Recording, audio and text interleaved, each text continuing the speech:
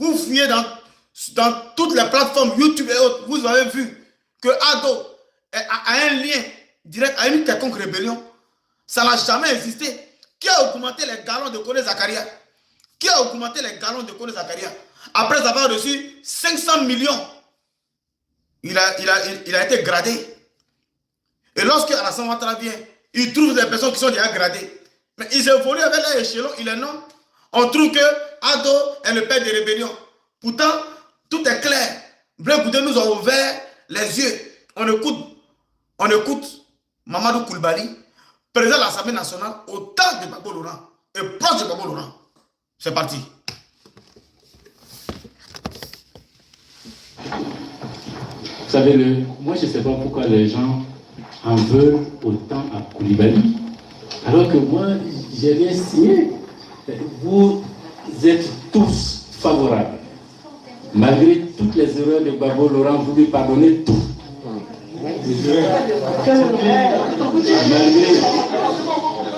Malgré toutes les erreurs, vous lui pardonnez tout.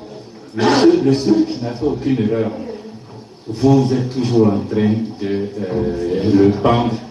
Moi, Marcoussi, si vous m'aviez suivi, il n'y aurait pas eu le gouvernement et la suite.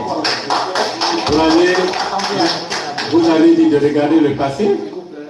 Vous avez dit de regarder le passé. C'est moi qui ai commencé en vous disant, je préfère qu'on n'en parle pas. Mais vous me demandez de regarder la pensée de Churchill. Vous avez raison. Vous qui vous plaignez, quand je vous ai dit, n'allons pas aux élections sans désarmement, Gbagbo a dit, on y va, on va régler la paix. Vous avez applaudi. Mamadou Koulibaly a dit, pareil que Blé Goudé, n'allons pas aux élections sans désarmement. Gbagbo a dit à Mamadou Koulibaly, allons-y, après on verra. Alors, je continue, je n'ai pas terminé. Quand je vous dis que le franc CFA est mauvais, il faut arrêter avec. Gbagbo a dit que c'est bon, lui s'il gagne, il va aller au Ghana, au Nigeria, tout ça. Gbagbo a dit que le franc CFA est bon. Aujourd'hui, ceux qui se jouent les panafricains, les panafricains, qui disent que le franc CFA n'est pas bon, c'est pas bon. Mais Gbagbo a dit c'est bon. Mamadou Koulibaly l'a dit. Vous avez joué avec vous avez joué avec notre esprit. Parce qu'on ne connaissait pas la politique, on vous écoutait. Vous avez applaudi. Alors, de grâce, s'il y en a un dans ce jeu qui peut regarder en face l'histoire et dire, moi, je ne suis coupable de rien, même si j'assume, c'est moi. C'est moi. Alors, autant vous pardonner à Gbagbo Laurent, je vous en prie, je ne vous demande pas de me pardonner quoi que ce soit, mais au moins comprenez que s'il y a quelqu'un qui a été blessé tout au long de cette histoire, c'est quand même moi. Madame, je suis allé à l'hôtel Ivoire en novembre 2004. J'ai convoqué Poncé et les généraux. Je les ai assis, je les ai confondus. J'ai donné la victoire militaire à Gbagbo Laurent. J'ai dit porter plainte devant la Cour internationale de justice. Il a dit qu'il ne portait pas plainte. Ah bon? Il a envoyé un délégué à la RTI au journal de 20h pour dire je ne porterai pas plainte. J'ai dit à Maître Hamza, si vous la connaissez, posez-lui la question. Elle était à Bruxelles avec le député secret Richard. Je leur ai dit, dès là-bas, faites une conférence de presse, nous porterons plainte. Ils sont passés à la télé pour dire non. J'ai écrit un article publié, on va porter plainte. On m'a dit non. Bon, enfin, moi, j'ai pas... les gars, quand même, madame, je m'arrête là. Koulibaly, président de l'Assemblée nationale, n'a rien signé. Mais les gens l'en voulaient dans le temps. Les gens l'en voulaient. Et ils pardonnaient à Gbagbo Laurent. Là où eux, ils essayaient de mettre Gbagbo sur la voie et de se méfier de la rébellion de Guillaume Soro et de faire les choses comme il se doit, même de porter des plaintes sur certaines actions. Gbagbo dit non. Gbagbo ne veut pas porter plainte contre ces personnes. Gbagbo ne veut rien faire. Donc ça veut dire qui entretenait les rebelles? Qui avait plus intérêt de conserver ces rebelles qu'on devrait notamment mettre hors d'état de nuit. Mais qui avait intérêt? Désiré Tagro, qui sort, qui a été abattu. Gbagbo Laurent vient de la CPI. Il n'y a pas d'hommage à Désiré Tagro. Désiré Tagro qui était dans tous les accords. parce que Désiré Tagro, c'était une bibliothèque des accords. Il était partout. C'est-à-dire que lui, là, il pouvait dire ce qui s'est passé au jour d'aujourd'hui. Il a été éliminé. Il n'y a pas du remords chez les Gors. Émile Bogadoudou a été éliminé par les gars de Soro Guillaume. Gbagbo Laurent n'a jamais fait d'enquête sur la mort d'Émile Bogadoudou. Le président Gbagbo n'a jamais fait d'enquête sur la mort de notre tonton, notre oncle Émile Bogadoudou. À cause de politique, les gars de Soro l'ont éliminé. On poursuit. Qui est Soro Guillaume? Qui est Soro Guillaume? Voyez-vous, vous dites, notre jeune frère est rentré dans un engrenage, pas pour une cause quelconque, mais pour lui-même, pour sa survie, pour protéger ce qu'il a volé. Traverser ensemble. Et ça a permis à d'autres de devenir des milliardaires. Peut-être que c'est parce que lui, il gère bien son argent. C'est parce que lui, Guillaume Soro, là, il gère bien son argent. Il a volé, mais il a su investir. Voilà pourquoi on parle de sa richesse. Traverser ensemble. Et ça a permis à d'autres de devenir des milliardaires. Peut-être que c'est parce que lui, il gère bien son argent. C'est parce que lui, Guillaume Soro, là, il gère bien son argent. Il a volé, mais il a su investir. Soro a volé, mais il a su investir. Voilà pourquoi on parle de sa richesse. Voilà pourquoi on parle de la richesse. D'où s'arrive-tu à l'intérieur du RDR? Parce qu'il cherche le pouvoir pour lui-même. Et il s'est dit, si quelqu'un comme Amadou Gon prend le pouvoir, ça n'est pas sûr que cette personne va le protéger ses vols et autres. Ça peut être un adversaire interne qui peut l'exposer. D'où s'arrive-tu? Et cette haine de Amadou Gon, qui a été le choix du président Ouattara, va le dresser contre Ouattara. Mais ça n'a pas commencé là. Parce qu'à un moment donné, et il vous le dit de manière implicite, il était en complicité avec Gbagbo pour liquider politiquement Ouattara pour récupérer l'appareil du RDR. Et c'est dans ce schéma de collaboration qu'il a négocié avec Gbagbo de prendre de l'argent dans les caisses de l'État pour s'offrir une maison. Sinon, Gbagbo va donner 1,7 milliard à un chef rebelle. Pourquoi? Gbagbo va donner 1,7 milliard à un chef rebelle Soro Guillaume. Pourquoi? Pourquoi Gbagbo va donner 1,7 milliard à un chef rebelle Soro Guillaume? Pourquoi? Après, ça va donner 500 millions à Kone Zakaria. Et il y a une structure qui gère les maisons de l'État, Cogetu, je ne sais pas quoi. Normalement, quand un premier ministre, c'est cette structure-là qui s'occupe des maisons de l'État, de trouver des maisons aux ministres et autres, des maisons de fonction. Mais lui, ça n'a pas été le cas. Il a négocié avec. Et ses amis étaient en lien avec les Nadi Bamba, d'où le froid entre le clan Nadi et le clan Simone. Parce que mais ça, voilà Doumbia Major. Ce que Blé Goudé dit aujourd'hui là. Doumbia Major l'a dit. Doumbia Major l'a dit. Ce que Blé Goudé dit aujourd'hui là. Afin Guessan l'a dit. Ce que Blé Goudé dit aujourd'hui là. Koulibaly Mamadou l'a dit. Ouvrez vos yeux.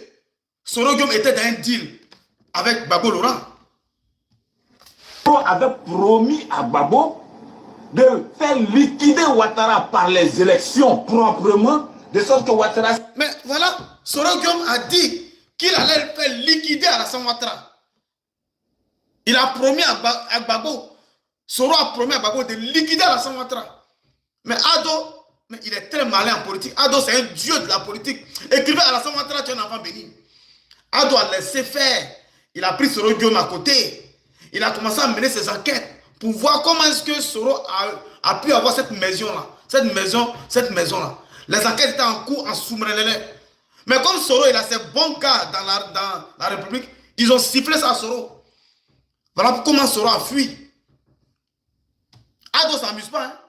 Bien mal acquis là. Ado ne s'amuse pas. Et autres, les maisons de fonction. Mais lui, ça n'a pas été le cas. Il a négocié avec. Et ses amis étaient en lien avec les Nadi Bamba, d'où le froid entre le clan Nadi et le clan Simone. Parce que Soro avait promis à Gbagbo de faire liquider Ouattara par les élections proprement, de sorte que Ouattara se retire et puis lui récupère la base du RDR. Et dans le schéma, vous vous souvenez qu'ils avaient même mis en place un système pour faire en sorte qu'il n'y ait pas de compte manuel des élections, ça devait se faire de manière électronique parce qu'ils avaient mis en place un schéma pour falsifier les élections. D'où le fait que le RDR se soit dressé contre lui pour dire non, le président Ouattara a dit qu'il y aura des comptes manuels en plus du décompte électronique des élections de 2010. C'est en ce moment que lui et ses amis se promenaient dans le nord pour dire non, Gbagbo va transformer le nord, le désert en oasis et autres, dans leur schéma de collaboration. Tout le monde a été témoin. Et c'est pourquoi lui et ses amis disent que l'affaire, il faut qu'elle sent. Ce n'est pas Gbagbo qui a fait. Parce qu'en ce moment, eux étaient en collaboration avancée avec Gbagbo. Et Gbagbo ne pouvait pas liquider quelqu'un qui était en collaboration avec eux. Donc ils orientent le regard vers une autre direction, notamment vers le RDR. Et ils l'ont dit publiquement à Paris. Si vous fouillez, vous allez trouver les vidéos où ils accusent le RDR d'être le parti qui a cherché à éliminer ce rôle dans l'affaire Focus-100.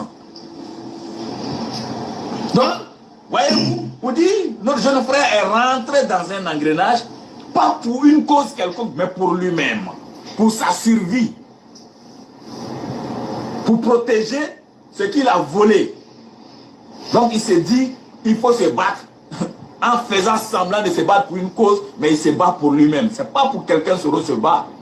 Ce n'est pas pour la démocratie Soro se bat. Soro n'a jamais été un démocrate. Quelqu'un qui met l'homme, les humains dans un conteneur pour aller les tuer par asphyxie, qui est aussi monstrueux, il se bat pour quelle démocratie, quel droit de l'homme. Quelqu'un qui peut prendre un humain en prison, qui n'est pas armé, qui n'est pas un danger pour lui, pour aller l'exécuter froidement, et puis garder le corps sans donner le corps à ses parents. Il se bat pour quelle démocratie, quel droit de l'homme.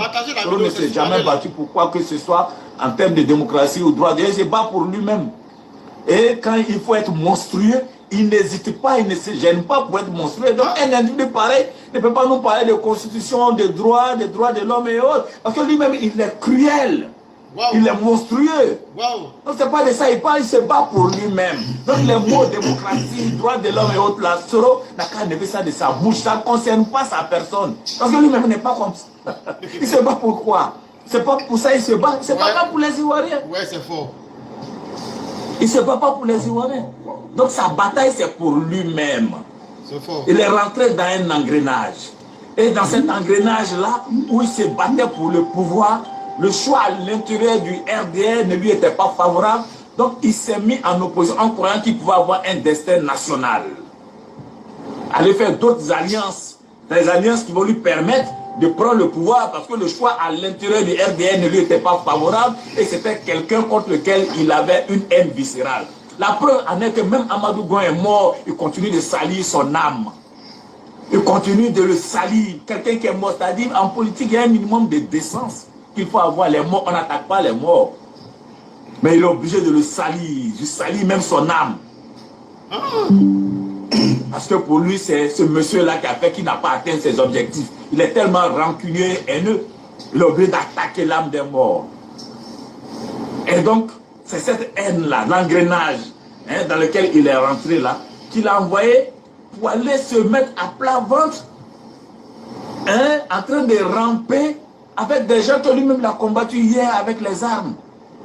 Montrant que lui, il s'en fout de convictions, d'idéologie ou quoi que ce soit. Ce qui importe, c'est qu'on lui donne une parcelle de pouvoir qui va lui protéger son vol des deniers publics, ses crimes, qui va amnistier, qui va le protéger judiciairement. C'est de ça il s'agit. Ce n'est pas pour la Côte d'Ivoire qu'un individu pareil se bat. Il se bat pour lui-même. C'est de ça il s'agit, chers frères. Et dans cette bataille pour lui-même, il sait qu'il n'a ni compétence, ni aptitude.